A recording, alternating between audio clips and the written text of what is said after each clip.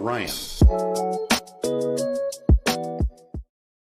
Troubled by strange noises in the middle of your class? Do you experience feelings of dread in your classroom or school? Have you or any of your staff ever seen a class clown, troublemaker, or sleepy kid? If the answer is yet, don't wait another minute. Pick up your phone and call the professional. Reynolds! Our courteous staff are on call 24 hours a day, ready to meet all of your teacher needs. We're ready to help you. One of the things I wonder about as a teacher is, how do I get kids to do this stuff? Like, I don't know, like, hey guys, want to recreate the Ghostbusters commercial? And they're like really excited, but then they don't come off as excited. Like, Kev, like, ever wonder about that? Thanks, Kev. I love Sleepy Kid. All right, everybody. The door's open today because it's springtime outside. Welcome back. My name is CJ Reynolds, and this is our show, Sunday Night Teacher Talk. And we were off last week for Easter, and now we're back again this week, and feels good. And so we're figuring some things out with this show going forward, and I have some ideas to share today. But before I get into that, before I get into anything, before I even talk about what this is, I really just want to take a moment. I don't always have the time. Like, there's more things I have to do than I have time for. And so I was on spring break, so I took some time off. So I wasn't really like talking to anyone. And then I got the COVID vaccine. And I thought I was getting like the 2-shot deal. We both went on the same day. And then you get there and they hand you this little card and it says Johnson & Johnson. And I was like, oh, wait.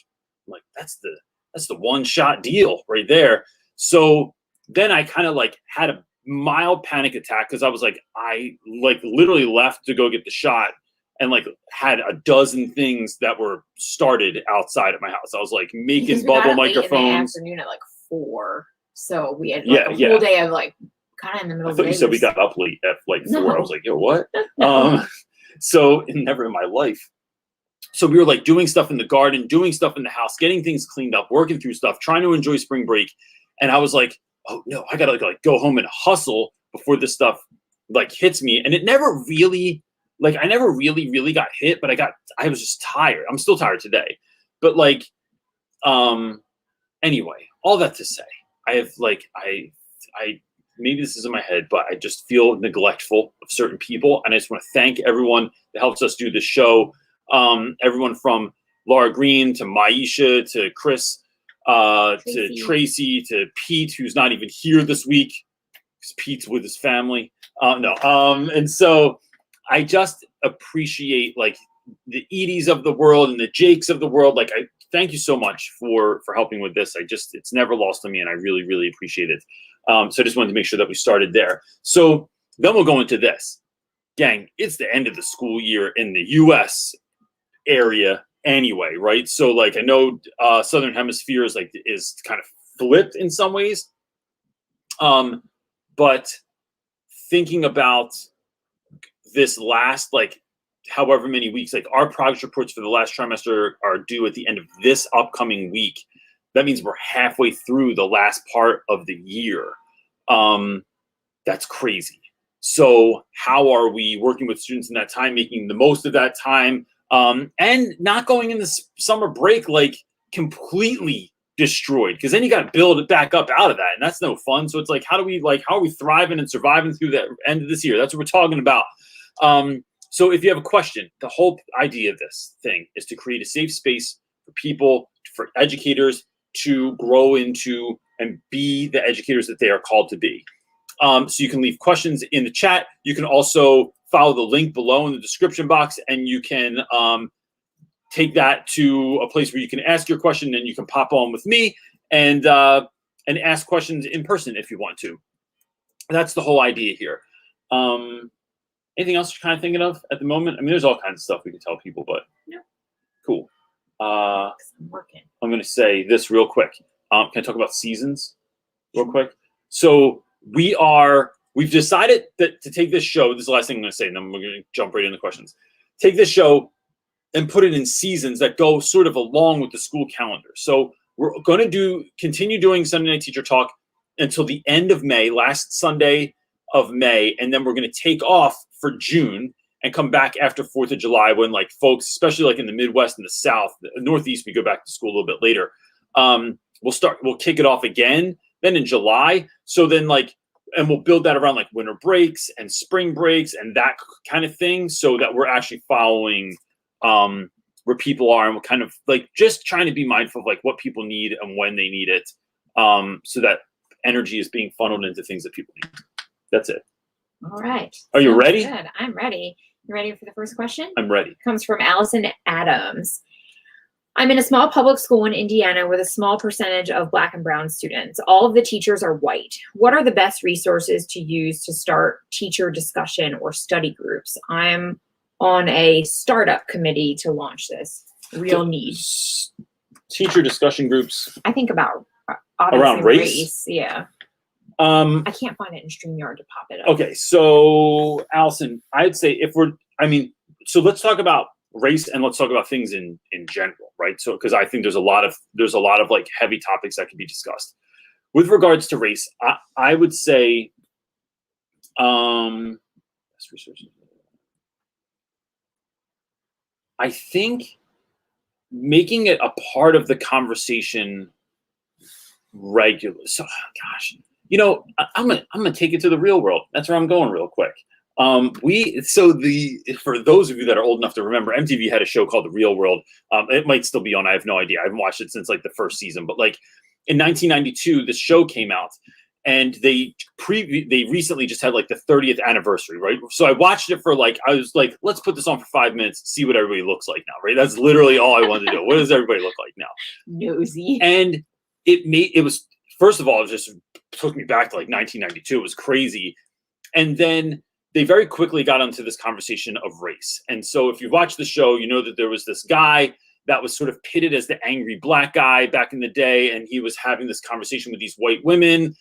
And, one of the things that came out of this recent set of episodes, the reunion, was folks being unwilling to have those conversations because they think that they know about race. They think like white folks that think they understand privilege, that think that they understand, the place that they come from, when in fact they don't. I think in having the conversations, it's really important to know where people are starting from so that you can meet them where they are. So like there was a moment in the show where there was this conversation about race with, I can't remember everyone's name because I'm just bad at that stuff, but like, is it David? I forget, whatever, it's not important.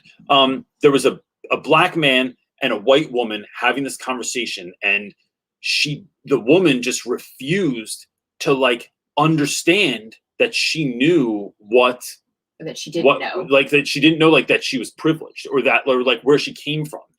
And so, I think it's a jarring moment for folks, but it's about figuring out where they are so you can help them to get to where they could be, right? And talking about things like there's a difference between not being racist and being anti-racist. There's all this stuff to talk about. So I think one of the places I would start is we actually had a really good conversation. It's worth checking out.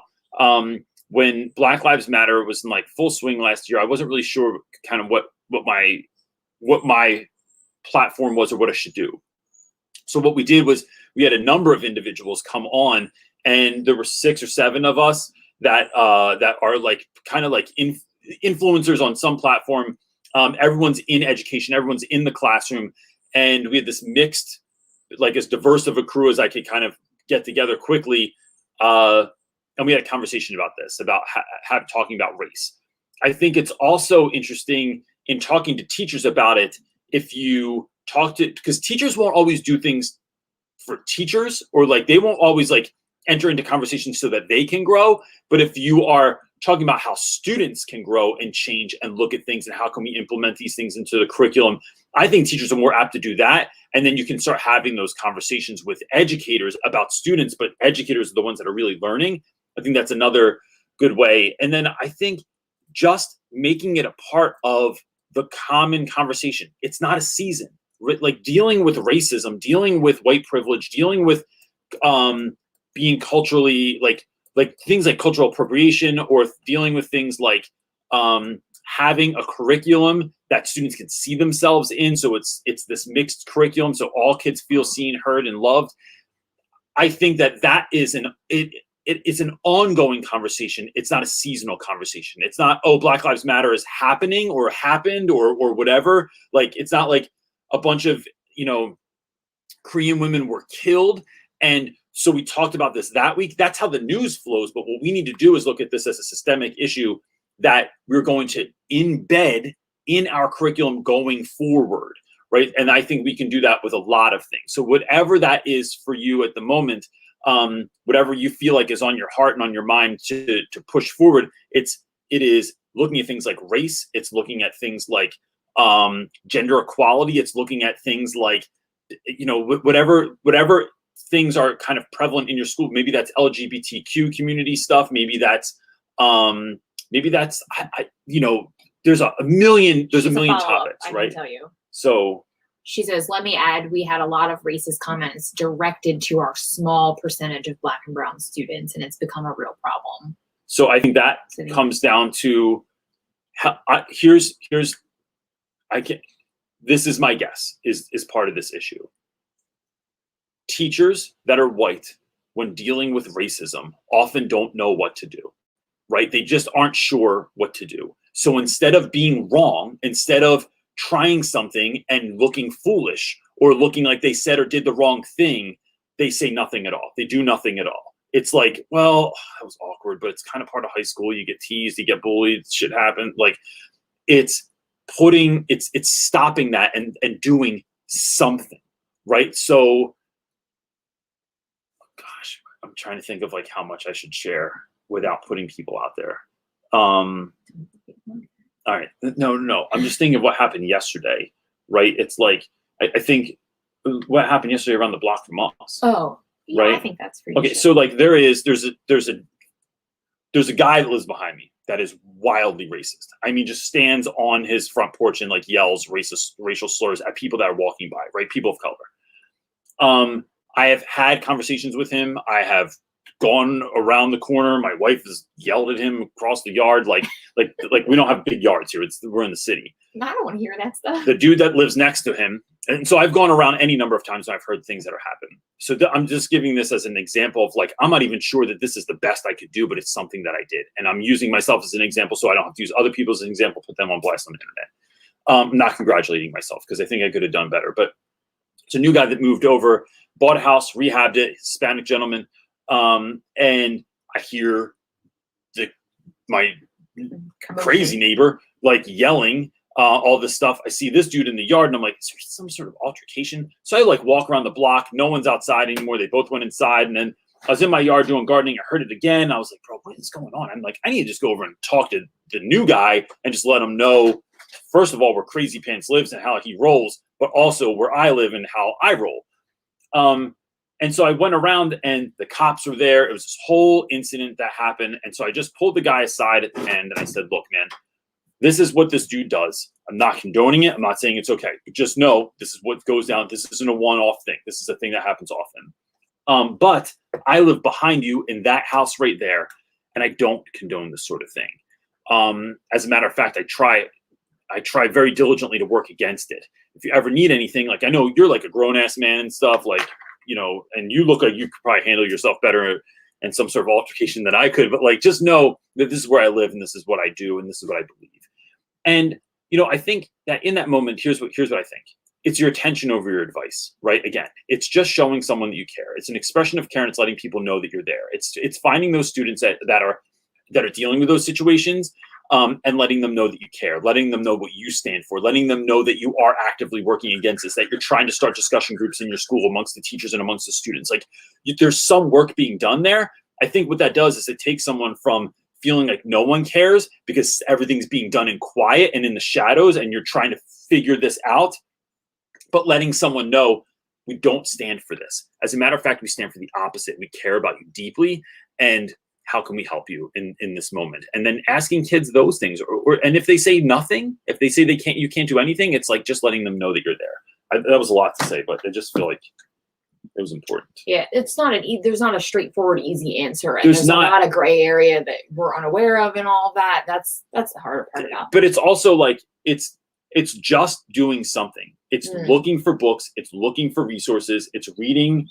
things. It's trying to incorporate like tear down stereotypes by incorporating things into your curriculum, into your conversations about, about a lot of these matters. And I think that when we do that, we are actively fighting against a lot of these systematic injustices that exist by creating space to work that stuff out. Man. Absolutely. So yeah. All right. Mr. J is next. He's waiting for you to. I'm waiting for a minute. Here we go. What's up, man? How are you? You're muted. Oh, you're muted upon entry. It's like Oh, can we unmute him? It's my microphone messed up. I unmuted him. Sorry. There we go. I feel like a kid in a virtual class. All right. Well, then your mom would ask you to help with the groceries, or the dog would have to go. Yeah, there's like And the camera would be turned off. Yeah. Hello. How you doing, man? I'm good. So I've got a question. I've got some seniors who are in culinary 3. I'm a culinary teacher. Yep. In culinary 3, and I'm their third. I believe I'm their third culinary teacher. They're checked out. There's a handful of them that are just checked out. They're definitely not going into culinary, so I don't think they were inspired before. But what can I do to try to reel them back in with only 5 or 6 weeks left in the school year? Yeah. So what are their dreams? Do you have any idea what they're trying I to don't think I don't think they have any dreams. Okay. Honestly, I don't think they're going to college. I don't think, Yeah. What were you saying? Teach them to cook, man. They got to live on their own eventually at some point. I just think I know. basic, simple meals. They're not interested in learning even that, some top ramen, how to spice up that top ramen. You just took my example. You took my example that we talked about on the show. Well, I try to bring them every day. Well, 4 days a week we have labs, so we go in the kitchen 4 days a week. I say, come on, let's go. It's time to go in the kitchen. This is what we're doing today. Come on, let's go in the kitchen. And they sit there on their phones. They just pull their phone out and just sit there. And I have to come back in and go, aren't you going to come in and learn something? Don't you want to cook something and eat? Yeah. And they still don't. So, or sometimes they'll slowly say, okay, I guess I'll come in there. Yeah. Because it's just not interesting, or I think a lot of they haven't had a need to feed themselves yet. But I think maybe that's part of it. But I think the bigger thing here is I see a lot of seniors that when they get to this point in the year and there's no hope on the horizon, and whether they want to admit it or not, when other kids have plans, when they're planning to go to college or move out or even get a job, they're going to be a truck driver or something, and they can do it right out of high school or go to the military, whatever it is, they have something coming up. And when you have students that don't have anything coming up, it's well, they don't of course there's no motivation there, right? It's almost like a low level of depression or something, because you're just, whether they know what that is or not, it is this space of I got nothing to hope. Well, I don't care about cooking. I'm not even doing anything after this. I'll be getting a job at Walmart, stocking shelves on the weekends or something like that. And I don't think students, I think high school sneaks up on them. I think graduation sneaks up on them, even though we tell them bro, this is going to be over in a hot minute. Plan accordingly. To students, that seems like forever. So one of the things I've done in the past is just don't, so this would be different. See if you get down with the spirit of this, because I'm not in your classroom, so I'm not sure exactly how I would do it, but maybe something along the lines of look, why don't we just talk about well, what's after high school? What do you guys want to do? And don't make it doesn't have to be teachery. It's well, what, if anything, are you going to get a job? Are you working for your uncle? Are you going to cut hair? What are you going to do? And then I find that sometimes doing that helps you to figure out how what you're doing right now is bigger than what you're doing. It's not just learning to cook. It's not just culinary class. It's not just, whatever it is that you're making. There's a bigger lesson here. How do I connect that bigger lesson to what you're going to be doing next, whatever that is, right? So do you want to just work at Walmart your whole life, bro? And make, minimum wage? Do you want to just or do you have aspirations to do something else? Because that can start now. And why don't we just talk about that? Why don't we just, and then maybe part of me is just thinking, depending on how big the class is, maybe you're just cooking while you're talking to kids about real life stuff and feeding them, or being yo, can you pass this? Or yo, real quick, in the middle of what you're saying, check this out. If I do this, It has like our minds are blown right now. We're doing Hello Fresh, where they send you like this kind of meal in a bag thing. You follow Right. it, and the simple ways I've learned that like so many simple little tips and tricks that you're I was like, like, you oh took my like your God. baked chicken from like a 5 to like a 12, and you're like, this is like the greatest thing I've ever had in my life, because of lemon zest is like the most magical ingredient I've ever learned about in my life. And chives. But it's these little things. So you're like cooking and doing stuff with kids. It's like, hold on a second, right when you're talking about that. Yo, next time you make chicken or next time you do this, try this real quick. Okay, go back into what you're doing. So it kind of becomes this thing of like, when you think about cooking and you think about why we eat together, right? We have mealtime. It's like this shared activity of so many other things that aren't just about cooking.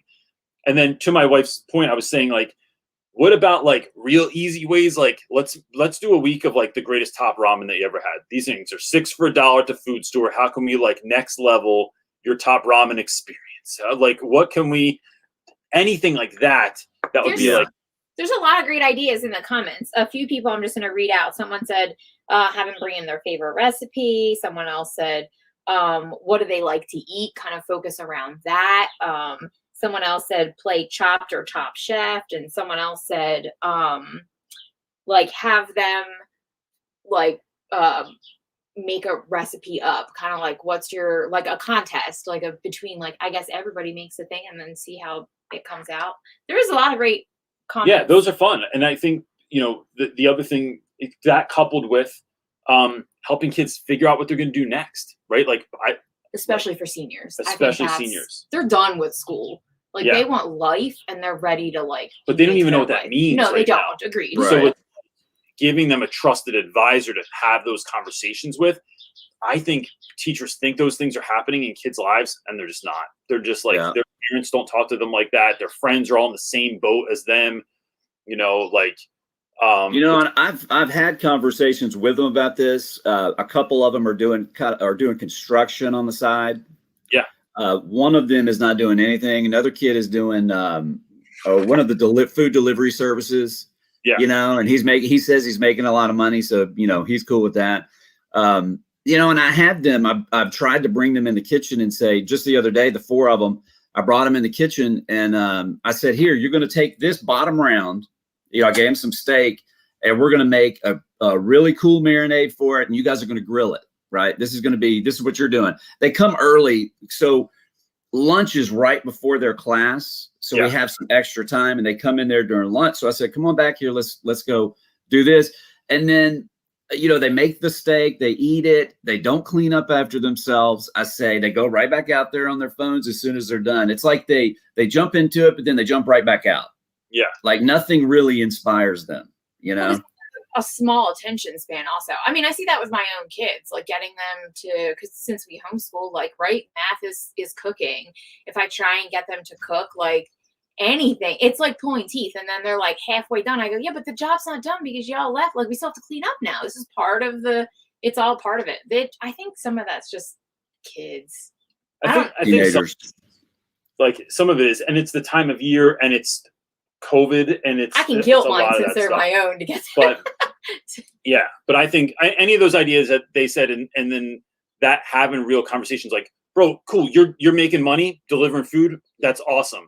What do you dream about in your life? What do you want to have? Like, what's your dream life look like? Like, and I'm not talking about like I'm flying helicopters all over the place if that's not really what you want, but do you want to be able to take care of your mom? Do you want a pool? Do you want to go on vacation every year? Do you want to, like, how big's your house? Like, what are you doing for your community? When you do that with kids and then you price those things out, it becomes very apparent to kids that delivering food for, whatever company is like DoorDash isn't going to do it, right? You're not going to be able to like afford this lifestyle that you want. So let's think about that. Why do you like delivering food? Is it just because you're making money, or what would you do if you could do anything? And then reverse engineering that with kids, I think opens their eyes to like, oh, okay, like I do have to make more than $25,000 a year to like afford a life that I want. My ultimate life costs $75,000 a year. How can I get there? What can I do that I would love doing that? And I think that those are just conversations I have not had that conversation, that dream conversation with those 4 yet, and that's probably where I'm going to start tomorrow. I'm going to start right there. It's a fun one. You got to push them though, because they're going to be like, I don't know, like, yeah, I just want to have like a big house. Well, how big? Like 5 bedrooms? Like how many bathrooms do you want to have? Do you want to have like that kind of stuff? It's like getting real specific, because I think that's what gets kids excited. And then it's like, bro, look, let me just tell you, even that's not even out of the realm of possibility. Like you can do it. I'm going to show you how. So yeah. Well, look, man. Right. Cool feedback. Thank you. Yeah, I'd love to know how it turns out. All right. I'll let you know. Cool. All right, Jay. Thanks so much, man. Thanks. Stephanie Shook is next. Stephanie Shook. What's up, Stephanie? How are you? What's up? I'm doing good. So we are finishing our spring break now. And for once, I actually did not do work during spring break. Work. It is so hard. It's so hard. So my question today, since we're looking forward to summertime, is summer school for middle school is held at my school this year. Should I apply, even though this was my first year? And then what sort of things should I look forward to if that's the case? I know that this year's a crazy year. It's not the same as it normally is, but what can I look forward to? And then, should I? Yeah, no, I think I taught summer school for years, because otherwise it meant I had to have a job like working at like Home Depot or doing construction in the summer, mowing lawn, like just like labor jobs. Like, because what else can you do for education? It's not like your skill set like lends itself to anything else. So it's for me, I liked doing that. I felt like it was easier because it was kids that like just had like their balloon was popped. They thought they were going to pass for the year. They didn't think they were going to have to do this. And now they do. And you get to go, okay, look, let's be real. Here's where we are. We're at the bottom. Here's how we're going to grow out of this. And then I think that doing that, usually I find that schools are like a lot more scripted in the summer, but you don't have to be. Like you can figure out other alternatives to like supplement. Like I did really just kind of fun stuff, right? So we would watch movies as part of what we were doing in summer school. I'd watch a lot of movies that were like subtitled. So I see your character, I forget his name, over your left shoulder, the gray dude with the white belly. Totoro. Yeah. So we used to watch Spirited Away in the summer and then like break down all these literary elements about it and talk about things in there that were part of literature. But then the kids had to read it. And when they really realized that they liked the movie, they began reading it. So it was like, what's the difference? Like, it's going to be cool to read a book or an article. So like, why don't we do this instead? So that's what I would absolutely apply for. And it's not your whole summer then either. And they usually pay you better for summer school than you're going to make working at like, waitressing for the weekend. Right. So is it a faster pace in terms of you still have to cover the entire year in that summer school period? Ours is usually credit recovery. So it's like mini lessons that are trying to help kids to not cover all the material, but learn like some of the main principles that will help them. So like for literature 1, what do you need to know to be in literature 2, right? Like let's try and figure that out. And then the kids still have a mountain to climb next year because they go back and they're still below. But part of it is I think part of the idea behind summer school is retention. It's like, you're not backsliding because you didn't read all summer, you didn't write all summer, you didn't do stuff all summer. So you're still moving those muscles so that you're ready when September comes to go back into the classroom. What did you say? Okay, cool. I don't read it out because I don't know what she wants, but I like sentences. Potentially a changer. So with regards to the family thing, can we talk about that real quick? Yeah. So I've got 3 kids. They are currently in 6th, 8th, and 12th grade. So my oldest is going to college all the way in California. I'm in Virginia Beach, by the way, literally across the country. So this is his last summer home. And so that's why I'm like, okay, do I want to do this or do I want to take my first and last summer with him, balancing. I'm going to say if you can afford it, I would I would spend time with my kids. I think that, and look, I mean, he's I a knew that was senior. going to change your Right, answer like, just because CJ counts summers with his children, right? So like for ours, he's like, oh, he's going to be 14. Brody's going gonna to be 14, Like, so how many summers do I have I have left? 4 summers left, right? Yeah. So like I'm taking time this summer, and my 11-year-old and I are going to drive cross country, and so I could work. There's 100 things I could do instead of that, but I just know that I'm not getting that time back, and I really try to be mindful of that. That at the same time, though, when you're 18, I mean, like, I don't know how much you're hanging out with your family. Like, it's like, are your friends out on the weekends? Are they doing stuff? Are you working? Like, I remember never being home when I was 18. So that is worth taking into account too. Like, is your son, it's your son, right? Who's the oldest? Yeah. So is he someone that's going to be around a lot? And it's like, or are you just going to be sitting at home like, now I have nothing to do. thought we were hanging this summer. Like, so it's, I think it's a both end. Like, it's about communicating that with him too. Okay, cool. I appreciate you answering. Thank you. Awesome. Look, that's exciting. I think that it's awesome. So my best to you. And I'd love to know how that works out too. I'll keep you posted. All right, Steph. Thanks. Peace. What do we got, wife? All right, our next question is coming from Dale Classroom. My buddy. Oh shoot, there's 2 parts I didn't say. Okay. He's asking, I always get pushback from family about continuing to be a teacher. I'm 25. They always bring up, what if something happens in 10 years and you become the only income? Is there something I'm missing about being an adult that teaching won't properly support? Well, I mean, education does not pay a lot. So I can see where that would be. I'm going to break it down like this. This is something I've rarely even talked about in my life. I live in the neighborhood that I live in because it is a low income neighborhood. That we felt like it was a neighborhood that could use good neighbors.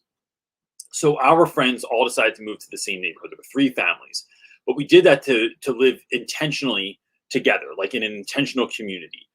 All part of the same church, all like integrated into the neighborhood. Like we became part of the neighborhood and stuff.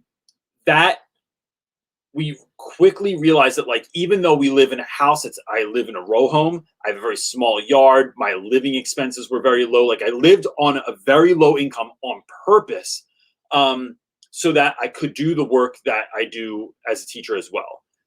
But even as my kids have gotten older, I realized that it's just not sustainable. Like, it's just like I make more money than a lot of people do as a teacher, just because by virtue of having done it a lot longer, that like been doing it for 15 years, where I teach in Philadelphia pays like a decent amount. Like if folks knew like what I made a year, it's like, wow, that's pretty good.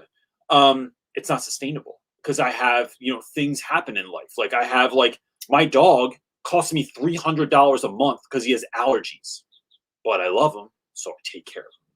My son has very specific learning needs, right? Where in the very near future, next year, the year after that, I'm gonna have to start paying for private school or for private tutors to be able to help my son get the education that he deserves.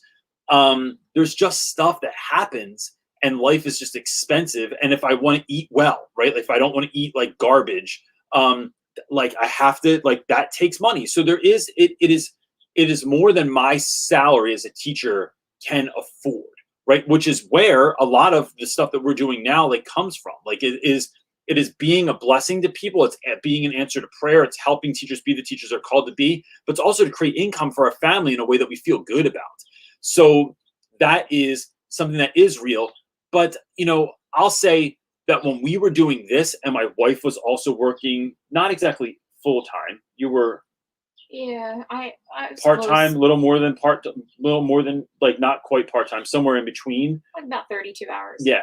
We were able to live on that, but you can't live great. Like we weren't doing vacations and stuff. Like it's still a struggle. So some of it depends on where you teach. Some of it depends on whether or not your spouse has, where you live, another job. Yeah, like how much it costs to live where you live. Like I know, when we go to New Mexico and I find out like what house work costs there, I'm like, what? Or car insurance, any other place. Like the amount of money we pay in just car insurance for New Jersey, and then we live our neighborhood doesn't have driveways, so we pay an extra amount of money because all we have is street parking. So we get hit. Like there's like all New Jersey's full of like red tape and things that cost extra money, just like potentially California is. So we've lived a very humble life so far, doing this work, but like it's hard to live as a head of a household in a single income with a family as a teacher. I think it needs a dual income.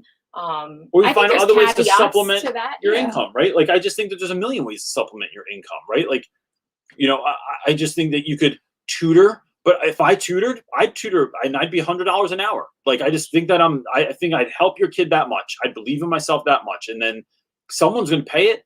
And then, like, you know, or finding other ways to like work with companies online, like you're tutoring online or doing something school-based online or creating teacher pay teachers products, or like you're doing something with the stuff that you already have so that you're not, you know, I think that that creates a disproportionate income. So you're not trading your hours for income. I'm not working 4 hours at a restaurant waiting tables and then hoping I come home with $100 at the end of the night or $50 or whatever your described income is.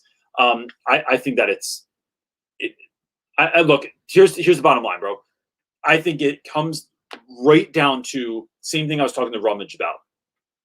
Figuring out what you want your life to look like, what experiences you want to have, how much you want to go away, what you want for your children, what kind of cars you want to drive, what kind of house you want to live in, like how much you want to be able to help your parents, like all of that stuff. And then figuring out what that price point is and seeing if teaching matches that. And when it doesn't, what can you do to make up the difference? I think that's the conversation that you start having with yourself. Okay, Manoak is next, and they're asking, or she's asking, I'm sorry, I think it's. Would you say this is every single time? Just ask. I know. I need to like just hang out with this person so I can get all my questions answered. Anyway, question. I've started a project. I've started a project to be diagnosed with ADD. I'm not sure how to tell my students because I do think being open about it, if I am diagnosed, will give a positive signal to students. Oh, I'm interested in what's an adult ADD test look like? I've never seen that. Yeah, that is interesting. I tell my students all that stuff. I think that's interesting. I think that in telling my students that, you know, I deal with things like dyslexia on some level, with ADHD on some level, with anger management stuff on some level, with you know, whether like in times of my life, like depression on some level. It's not something I'm broadcasting. It's not like, hey guys, listen, everyone, I want you to know, getting a divorce, right? It's not happening. I'm not getting a divorce. I'm getting a divorce, and I just want everyone to know there's gonna be a lot of life changes for me. So things might get messy around here in the next few months. I'm not trying to do that. What I'm trying to do is show kids at opportune moments. It's not like an announcement. At opportune moments that I struggle with things also. And even though I struggle with things, this is who I've become. And I want what I've become. Like I want to be proud of my life, and I am. I'm extremely proud of where my life has gone, and the things that I get to do is like never ever lost on me. I'm incredibly grateful. Are you laughing at my gratefulness? No, I'm laughing that she said that that's a, what did she say that was that word? Oh, dang it, I lost the comment. Oh, a Dutch word. She goes, sorry, that was such a Dutch word that I couldn't. Traject, is it a real word? I guess. All right, I thought it was all right, makes sense now. All right, so, sorry. But when things come up, it's like when kids have a hard time reading, I go, look, man, I had a hard time reading growing up too. Like I have dyslexia and I have ADHD, and it's hard for me to just focus on one thing. And but here's how I work with that. I think that what it's doing is empowering students because you're being vulnerable and showing that you're not perfect, and not just perfect people. Sounds of the city. Not just perfect people do well in this life, but as a matter of fact, there's a lot of different types of people dealing with a lot of different types of things, and then they're still winning, and you can too. And I think that that's what it comes down to. I want to go to Holland. Makes me think of Harmon. We had a friend when I taught in Africa. My wife and I were living in Zambia, and we met this guy Harmon, who just wore orange all the time, and he liked to wear those wooden shoes because he just thought it was funny. And he was fantastic. He was awesome, dude. It's one of those people I'm like, where'd you go in the world? are you? He has a kid now. I found him on He Facebook. does? Yeah, he's like married Well, and I can't stuff. read anything because it's all. Oh, I don't know what's Yeah. I mean, it might just be a kid he saw at the park. I Stop don't know. it. That would be weird if he took a picture with some random kid. Bubba the Raider is next, and I can't find his comment, but I'll ask the question. He is asking, I'm the only ELA teacher at a historically underachieving school. Next year, I will be the first ELA teacher to teach AP in this school. I'm nervous about the increased rigor. Any tips? I think when it comes to rigor, when it comes to getting kids to do things that they don't think they can do, it's always about, I mean, I use this term all the time that Tim Ferriss talks about. It's always about rigging the game to win. It's always about helping students see like that, what that means. Like, so look, I just showed this TED talk to my students the other day. If I can find it, I'll put it in the comments and I'll pin it. There was a TED talk that I saw, this gentleman who talked about how he made small incremental changes in his life and how it led to this huge change. He said, like, growing up, he was a C- student. So, because he had a really hard time paying attention, he couldn't sit down for more than 5 to 10 minutes and do anything. So instead of just sitting down and studying for 2 hours, 3 hours, 4 hours, whatever it was, he would go home, and when he did homework, he would do it for 5 or 10 minutes. He would do something. Then he would take a break. He'd go play video games, play basketball for a little bit, like play video game or draw or something like that. And then he would go back to an assignment, not necessarily the same subject, not necessarily the same assignment, for 5 to 10 minutes, and then work on that one. And what that did was it took this big, giant task, it broke it down into smaller, tiny pieces that were more manageable that he could do. And he said over time, what he did was he found out how to make marginal differences to grow and to change and to do better. And so the way he talks about it, he like breaks it down that it's like, you can do this with everything, right? That it's not about taking just AP and here's all the stuff we're going to do this year and it's going to be really hard and you're going to have a lot more, you know, a lot more get up and go and there's no time for slacking. It's like that all that nonsense that teachers do at the beginning of the year.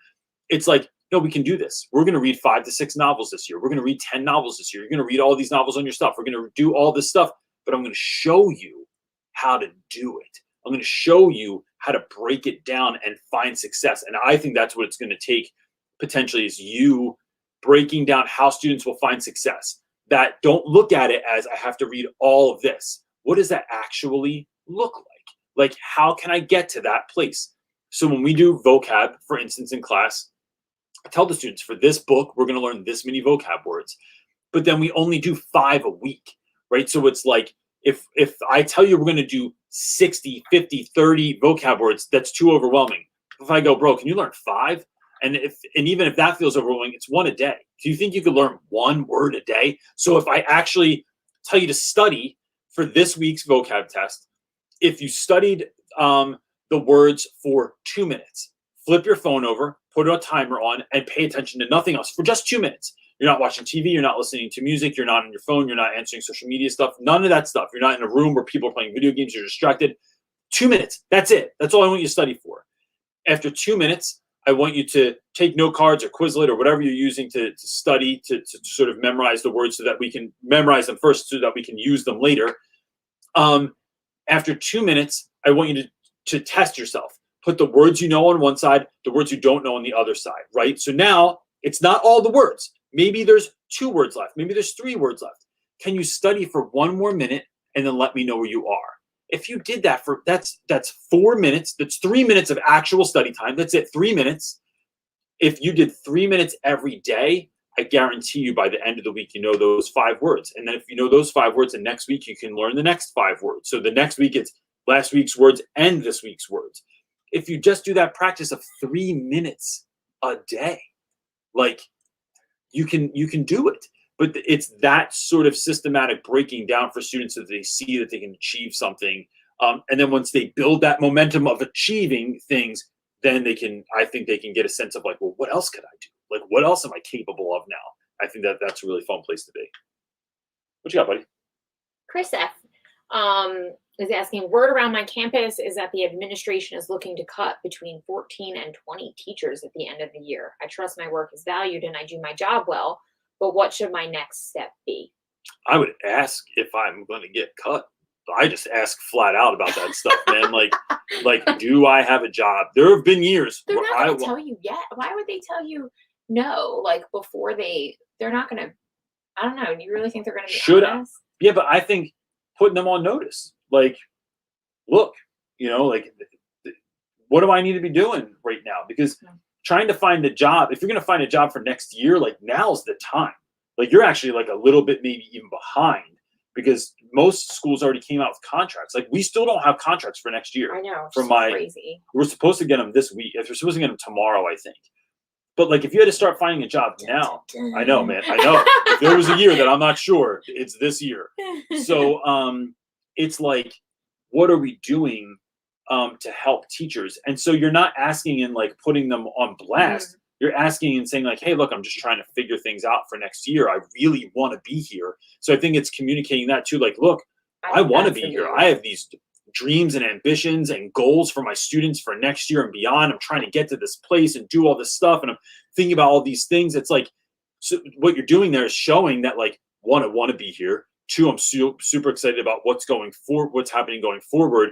But three, here's what I'm hearing. I'm just trying to look out for myself, for my family, for my future, and for my students and be able to like navigate that. So I'm just wondering, what are the odds? Like, what do I need to know? And I think that it's that, like, don't make their decision making, don't make where they are on on some sort of pedestal that you're not allowed to go and ask those sorts of questions. I think it's just as easy to just go and ask like, hey, look, what's going on? And I've done that in years past where I just talked about my income. It turns out like when my school initially started, they only expected teachers to stay about 5 years because it's hard work. So there's a number of us that have been there for over a decade.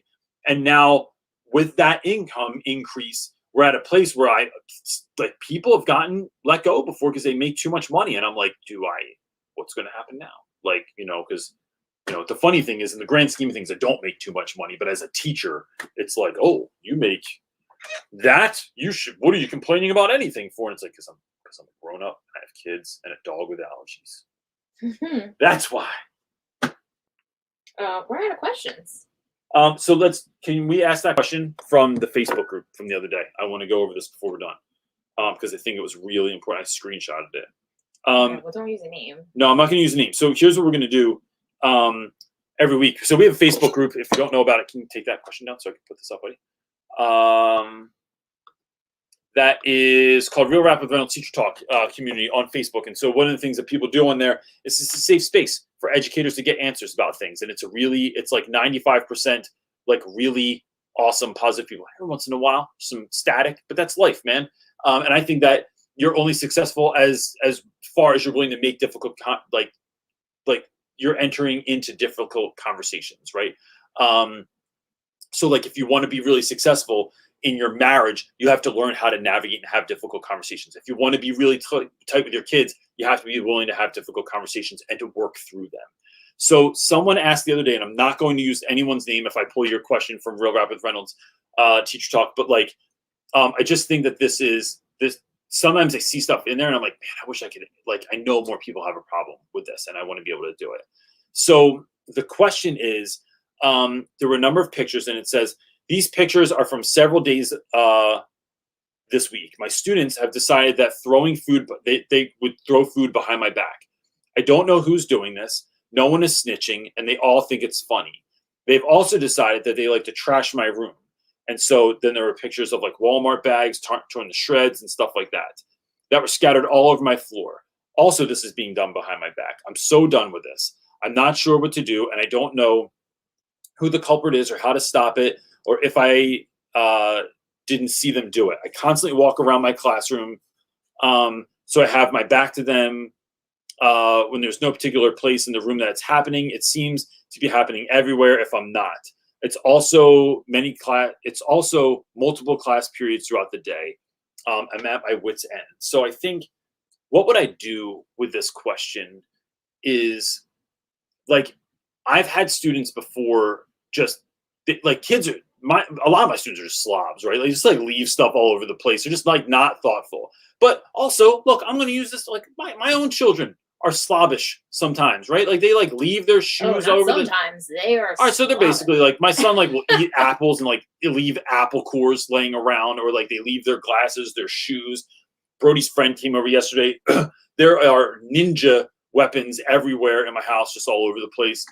And even when you ask them to clean it up, they go like this. I did clean up everything. Dude, there's three like ninja stars on the floor over there. Like, your shoes are still there. There's a sock like in the dog bag. Like, I'm not even sure what's going on over there. Like, we take care of the I didn't even mean that. I think sometimes it is kids just being sloppy. I'm not saying that's what's happening in this situation, but it is helping students to figure out like when I talk to kids about our room, I'll just stop and say, listen, this isn't happening anymore. Every day before we leave, if there's trash on the floor, we're not leaving until it's done. And even if it's not yours, I'm just asking you for you to hook it up, man.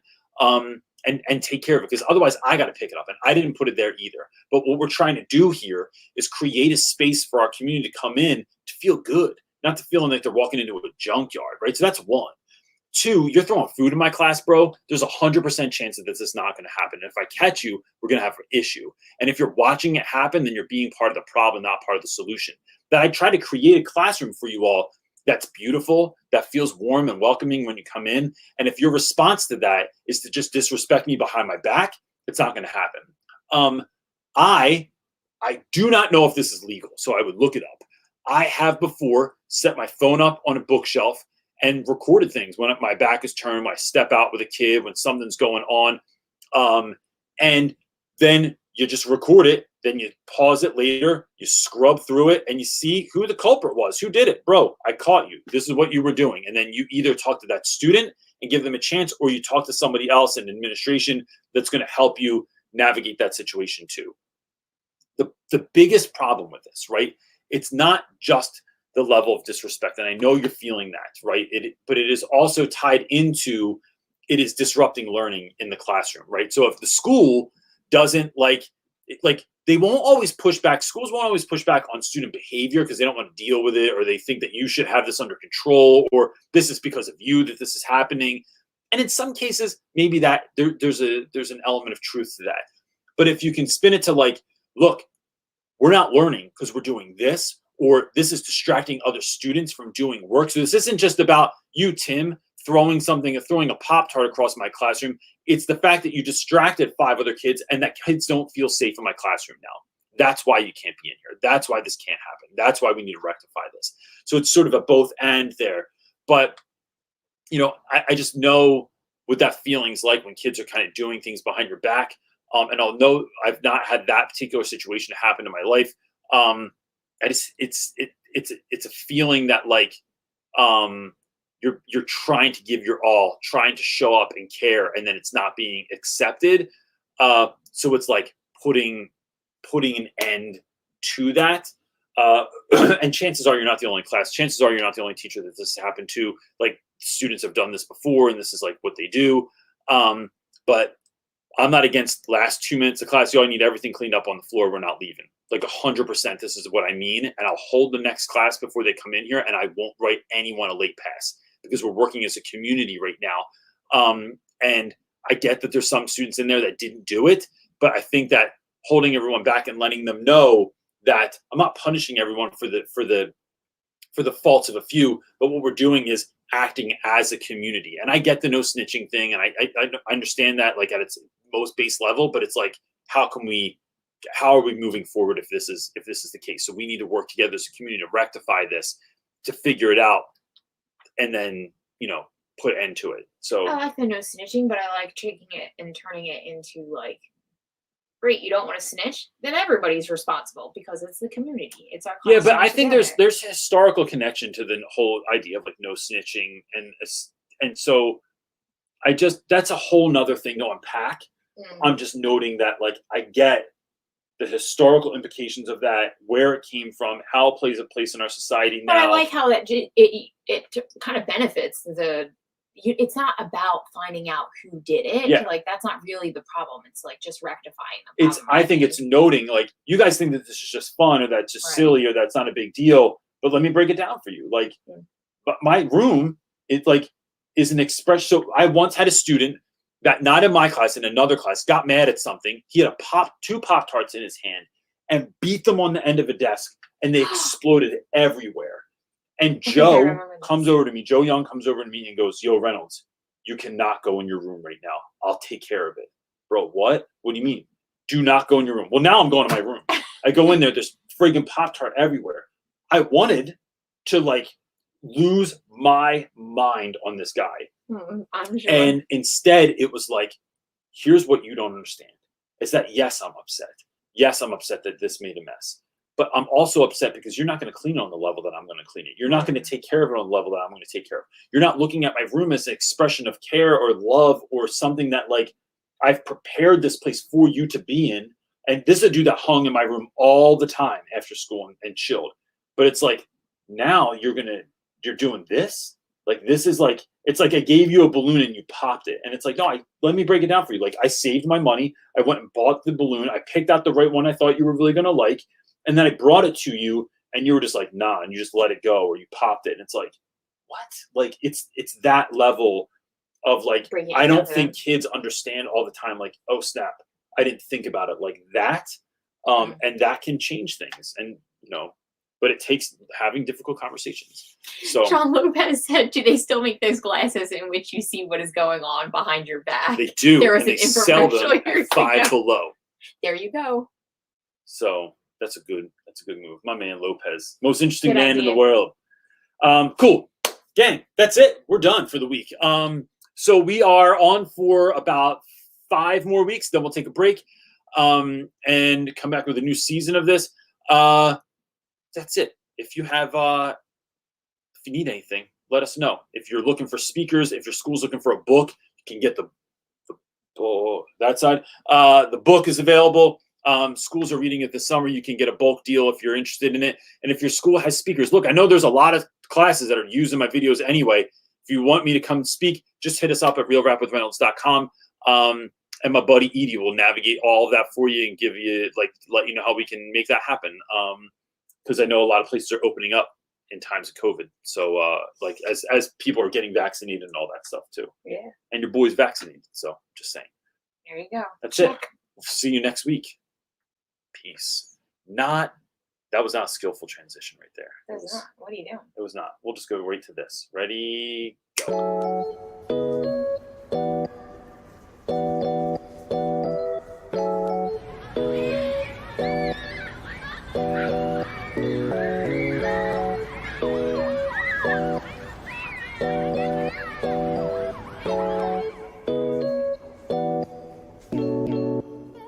Orion.